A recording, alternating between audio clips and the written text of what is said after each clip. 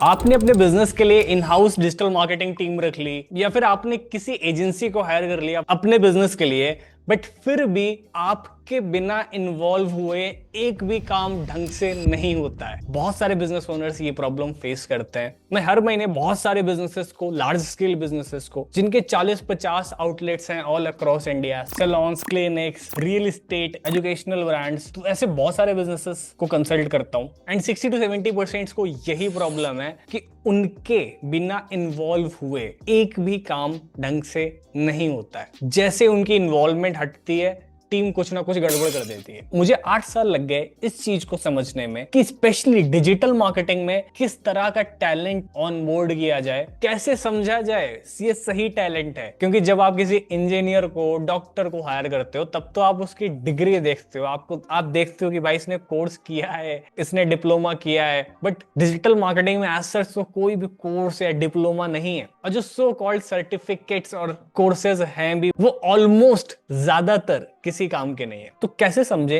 कि वो पर्सन जिसको आपको हायर करना है वो क्वालिफाइड है या नहीं? अगर क्वालिफाइड पर्सन है तो भाई उससे काम कैसे कराना है? क्योंकि अगर कोई बहुत इंटेलिजेंट बंदा हुआ तो आपके साथ काम क्यों करेगा? वो फ्रीलांसिंग कर लेगा, वो किसी एजेंसी में जाके जॉब कर लेगा जहां बहुत सारे अलग अलग बिजनेसेस मैनेज करेगा, और हो सकता है उसको ज्यादा अच्छी सैलरी मिले। और फाइनली अगर आपने सही तरह का टैलेंट ढूंढ भी लिया, रिटेन भी कर लिया, बट आप कैसे इस पूरे सिस्टम से बाहर निकलोगे एज अ फाउंडर? यही सबसे बड़ा चैलेंज है।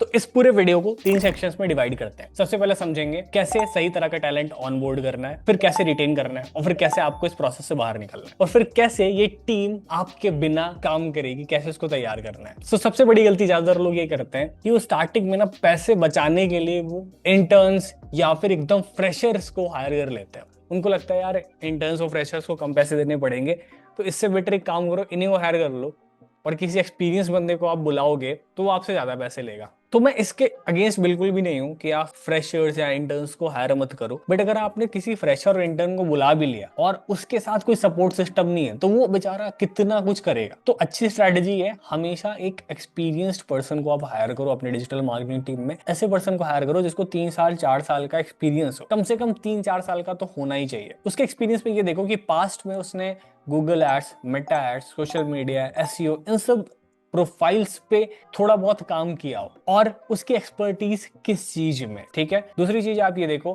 कि क्या उसने डिजिटल मार्केटिंग में अलग अलग टीम्स मैनेज करी हैं। मतलब ऐसा तो नहीं आपको एग्जीक्यूशन वाला बंदा नहीं उठाना है जो दिन भर बैठ के लैपटॉप पे काम करता रहे, आपको ऐसा बंदा उठाना है जो एक डिजिटल मार्केटिंग की टीम लीड कर सके। ठीक है, तो आपने एक ऐसा पर्सन आइडेंटिफाई किया जिसका 3-4 साल का एक्सपीरियंस है, उसको डिजिटल मार्केटिंग में उसने अलग अलग वर्टिकल्स में काम किया और एक 3-4-5 लोगों की टीम भी मैनेज करिए। आप ऐसे पर्सन को ऑनबोर्ड करिए। ऐसे पर्सन के साथ आप 3 से 4 महीने का एक टाइम पीरियड लेके चलिए और आप उसको 1-2 काम दीजिए ताकि पहले वो आपके काम को समझे, आपके बिजनेस को समझे, उसको एक प्रोसेस में लेकर आए और वो करना शुरू करे। जब वो एक पर्सन अपनी रोल्स और रिस्पॉन्सिबिलिटी के साथ अवेयर हो जाए पूरी तरीके से, वो सारे काम ढंग से करने लगे, देन आप उसके नीचे एक लेवल की टीम तैयार करिए। अब आप किसी फ्रेशर को, इंटर्न को हायर कर सकते हैं। Now it's the best time, क्योंकि अब अगर फ्रेशर और इंटर्न्स को कुछ नहीं आ रहा है तो उनको बताने के लिए उनके ऊपर एक कोई पर्सन है, मैनेजर है जो उनको गाइड कर सकता है कि करना क्या है।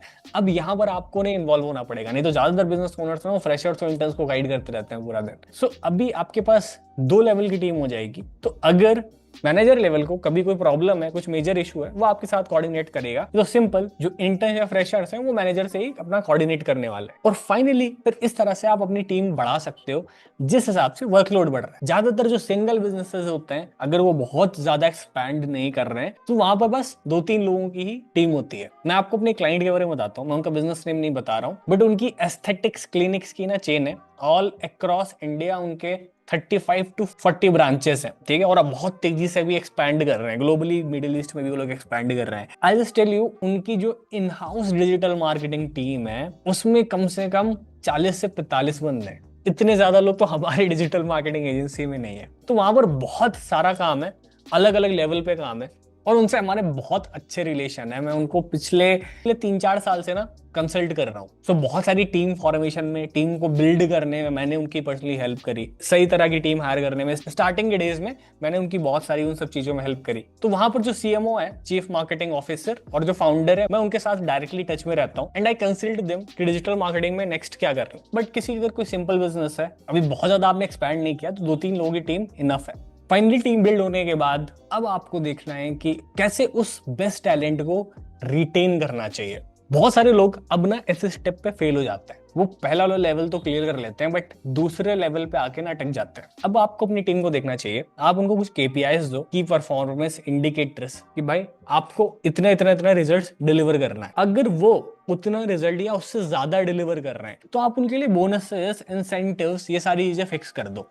अगर आप जानना चाहते हो कि एग्जैक्ट बोनस इंसेंटिव कैसे बनाया जाए, क्या फॉर्मेट है, तो ये हमने अपनी एजेंसी के लिए बनाया है, अपने बहुत सारे क्लाइंट्स के लिए बनाया है, जैसे मैंने आपको बताया अभी। तो नीचे मुझे कमेंट करके बताओ आपका किस तरह का बिजनेस है और आपको इस वीडियो की रिक्वायरमेंट है या नहीं। अगर बहुत सारे लोग कमेंट करते हैं इस वीडियो पे तो मैं नेक्स्ट एक डिटेल्ड वीडियो बनाऊंगा जिसमें मैं आपको एग्जैक्ट बता दूंगा कैसे अपने डिजिटल मार्केटिंग टीम की एफिशिएंसी को प्रॉपर ट्रैक करना है। जो अच्छा काम कर रहा है उसको रिवॉर्ड दो, जो बहुत अच्छा काम नहीं कर रहा है उसको कैसे उसकी हेल्प करके उसको उसकी परफॉर्मेंस को इंप्रूव करवाओ, और जो आपकी बात सुन ही नहीं रहा है कैसे उस पर्सन को फायर करो। तो इसमें ज्यादा दिमाग नहीं लगाना, इसका पूरा एक प्रोसेस होता है, पूरा एक फ्रेमवर्क है। उस फ्रेमवर्क को यूज करो और मेजर करते जाओ, इतना ज्यादा सिंपल। तो अब आपको रिवॉर्ड्स और बोनसेस देने हैं यहाँ पे, इंक्लूडिंग जो आपकी सैलरीज है वो काफी अच्छी होनी चाहिए, क्योंकि डिजिटल मार्केटिंग में बहुत सारी अपॉर्चुनिटीज है। तो अगर आप उनको एक बेटर सैलरी नहीं ऑफर करोगे तो जाहिर सी बात है कोई ना कोई उनको एक अच्छी सैलरी ऑफर कर ही देगा। एंड फाइनली अब आपको इस लूप से कैसे बाहर आना है, तो हमेशा आपको देखना है कि इस पॉइंट पर आके आपको हर एक पर्सन से फीडबैक नहीं लेना है। अब बिजनेस ओनर्स क्या गलती करते हैं, वो हमेशा टॉप टू दी बॉटम लोगों के साथ लगे रहते हैं। वो मैनेजर से भी फीडबैक लेंगे, इंटर्न से भी फीडबैक लेंगे, वो सबसे बात करते रहते हैं। आपको सिर्फ एक पर्सन से कोऑर्डिनेट करना है, आपका डिजिटल मार्केटिंग का जो मैनेजर है, आप उनसे कोऑर्डिनेट करो, दैट्स इट। बाकी सारी टीम में काम होना चाहिए एक पर्सन से कोऑर्डिनेट करना, ठीक है। जिस दिन आपने वन पॉइंट ऑफ कम्युनिकेशन अपना बना लिया और आपका कोई काम नहीं होना चाहिए, आप जाके काम करो, उस दिन आप कम से कम 90% इस चीज से बाहर आ जाएंगे। अभी भी जो 10% बचा हुआ है वो 10% इसलिए है क्योंकि टाइम टू टाइम आपको ये देखना पड़ेगा कि भाई सही तरह की टीम रिटेन होती जाए, ग्रो होती जाए, उसको रिवॉर्ड बोनसेस मिलते जाएं, और जो परफॉर्म नहीं कर रहे टीम में उनको सही टाइम पे फायर किया जाए। तो अगर आप ये प्रोसेस जानना चाहते हो तो मैं एक दूसरे वीडियो में कवर कर सकता हूँ, उस पर डिटेल्ड वीडियो बनाई जा सकती है। नीचे मुझे कमेंट करके बताओ अगर आपको ये वीडियो चाहिए। अगर आपको वीडियो पसंद आई है तो चैनल को सब्सक्राइब करके जाना, वीडियो को लाइक करो। आपका जो फीडबैक है, अच्छा है, खराब है, प्लीज नीचे कमेंट करके बताओ।